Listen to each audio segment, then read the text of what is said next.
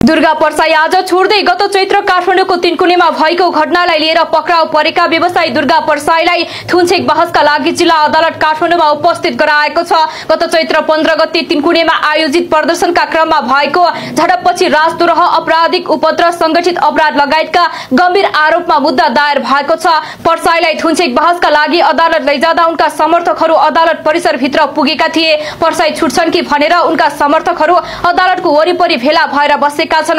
अहिलेसम्म प्राप्त जानकारी अनुसार थुनछेक बहस सकी नसकेको र निर्णय अझै आउन बाँकी भएकोले दुर्गा परसाई आज छुट्ने या नछुट्ने भन्ने विषयमा केही भन्न सकिने अवस्था छैन। दुर्गा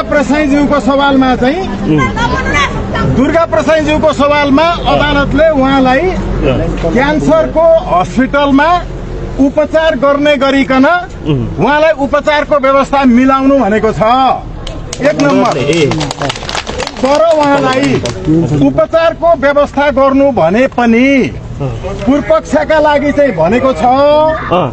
तर पूर्वपक्षका लागि भन्दाखेरि आदेशमा ऐतिहासिक रूपमा पहिलो पटक यस्तो आदेश भएको छ जहाँ पूर्वपक्षका लागि पठाउनु भने पनि उपचारको व्यवस्था गर्न क्यान्सरकै हस्पिटलमा लानु भनिएको छ।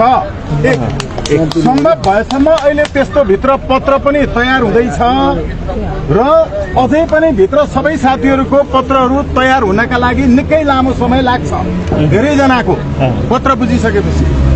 अब यसमा थुनामा पठाउनका लागि भनेर मैले अघि भने दुर्गा परसाईज्यूको सवालमा त्यो छ। हरिहर चौलागाईज्यू उहाँलाई 1 लाख धरौटी माग भएको छ। तारा राजावादी सरोज गौतम उहाँलाई थुनामा पठाउने भनिएको छ। अनुप राजावादी गोकर्ण साई थुनामा, दण्डपाडी रेग्मी थुनामा, उहाँहरू 3 जना थुनामा। दुर्गा परसाईज्यूको अघि भने हुन चाहिँ पूर्वपक्ष नै हो। सन्तोष राजावादी जो सन्तोष कुमार सिलवाल हुनुहुन्छ उहाँलाई 1 लाख धरौटी। भीम हाम्रो हेमराज थारू जो हुनुहुन्छ उहाँलाई 1 लाख धरौटी। गोपाल मल्ल ठकुरी 20,000। पशुपति खड्का 10,000। विष्णु पराजुली 10,000। पुष्कर खतिवडा 20,000। मुनेन्द्र राज भण्डारी 10,000। कुमार बस्नेत 20,000। अनिल कुमार थापालाई 10,000। गोपाल बोहरा तारानाथ बोहरा 10,000। दानबहादुर नेउपाने 10,000। उमेश तामाङ 10,000। भानुभक्त पौडेल 10,000। विष्णुजङ बस्नेत 10,000।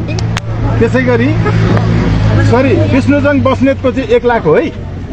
देवी प्रसाद संग्रौला 10,000। प्रेम थापा मगर 10,000। ओम प्रकाश लुइटेल 10,000। तेजेन्द्र रायमाझी 10,000। मनबहादुर काला 20,000। निराजन कुमार गिरी 50,000। प्रेम बहादुर श्रेष्ठ 50,000। सुशील बराल थुनामा हुनुहुन्छ भने रमेश राई 20,000। दिवस बोगटी छेत्री 10,000। दिलकुमार श्रेष्ठ 10,000। कमल कुमार विष्ट 20,000। लोकबहादुर बस्नेत 20,000। दिनेश खड्का 50,000। केशव बस्नेत थुनामा। अमित शाह 50,000। सुमन कार्की 10,000। कुमार तामाङ थुनामा। जितबहादुर श्रेष्ठ 50,000। मनोज कुमार सापकोटा 10,000। र जमानतमा छुट्नु भएको साथीहरू 32 जना हुनुहुन्छ। अब यसपछि जति यो जे आदेश भएको छ त्यो आदेशका सम्बन्धमा कानुन व्यवसायी साथीहरू उहाँहरू सबैको तर्फबाट उच्च अदालतमा फेरि यो आदेशलाई बदर गराउनका लागि गइनेछ। यसरी गइनेछ। म दुर्गा परसाईको केसमा चाहिँ भनेपछि प्रहरीकै नियन्त्रणमा उहाँको उपचार हुनेछ, हस्पिटलमा उहाँ रहनुहुनेछ निगरानीमा।